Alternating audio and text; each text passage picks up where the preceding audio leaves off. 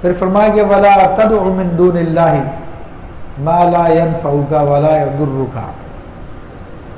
اور اللہ کے سوا اس کی بندگی نہ کر جو نہ تیرا بھلا کر سکے اور نہ تیرا برا۔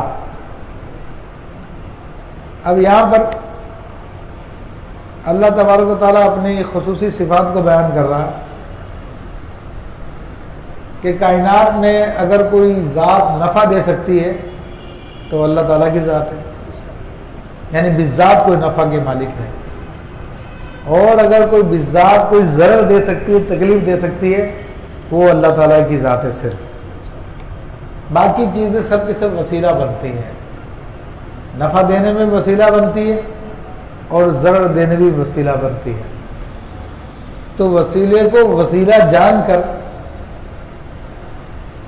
وسیلہ لینا جائز ہے، اور وسیلے کو خدا جان کر پھر وسیلہ لینا جائز نہیں ہے۔ تو الحمدللہ اہل سنت کا یہی مذہب ہے کہ انبیاء کرام، اولیاء کرام اللہ کے نیک بندے اللہ تعالیٰ کی بارگاہ کے وسیلے ہیں، اور ہم ان انبیاء کرام کو، اولیاء کرام کو کسی کو بھی خدا یا خدا کا شریک نہیں جانتے، بلکہ انہیں خدا کا بندہ، معزز و برگزیدہ بندہ جان کر ان کی بارگاہ میں عرض کرتے ہیں تاکہ اللہ کی بارگاہ میں ہماری شفاعت کریں۔ اور یہ شفاعت خود قرآن مجید فرقان حمید سے ثابت ہے، وسیلہ ثابت ہے، خود اللہ کے حبیب صلی اللہ علیہ وسلم کے احادیث سے ثابت ہے۔ تو یہاں پہ اللہ تبارک و تعالیٰ نے اپنی خصوصی صفت کو بیان کیا کہ نفع دینے والی ذات اور نقصان پہنچانے والی ذات اللہ تبارک و تعالیٰ کی ہے۔ لیکن شروع میں ایک لفظ آئی اس آیت کی وَلَا تَدْعُ، جس کا مطلب ہے کہ تو عبادت نہ کر۔ تو یہاں پر قرآن مجید فرقان حمید کی آیتوں میں تو کوئی تحریف نہیں ہو سکتی، کیونکہ اس کی حفاظت کا ذمہ اللہ تعالیٰ نے لے لیا، لیکن کچھ لوگ جان بوجھ کر لوگوں کو رائے حق سے ہٹانے کے لیے ان آیات کا غلط ترجمہ کرتے ہیں۔ یہ تدعو دعا یدعو سے ہے،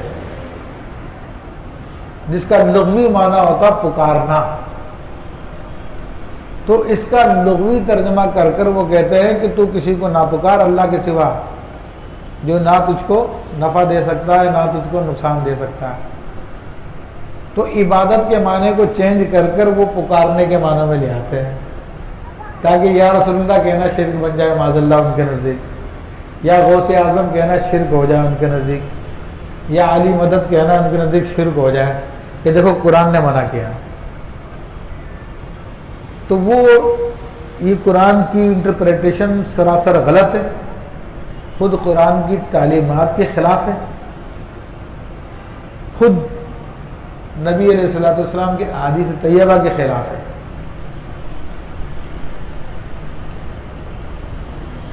واضح یعنی قرآن میں بھی آیتیں موجود ہیں جن میں پکارنا پایا گیا ہے۔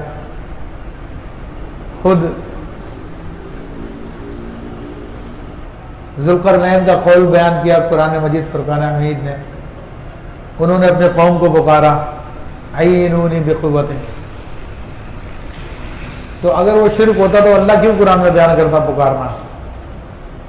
انہوں نے پکارا تھا اپنی قوم کو، میری قوم میری قوت کے ساتھ مدد کرو۔ عیسیٰ علیہ السلام نے پکارا تھا اپنی قوم کو من انصاری اللہ، کہ اللہ کے راہ میں میری کون مدد کرے گا؟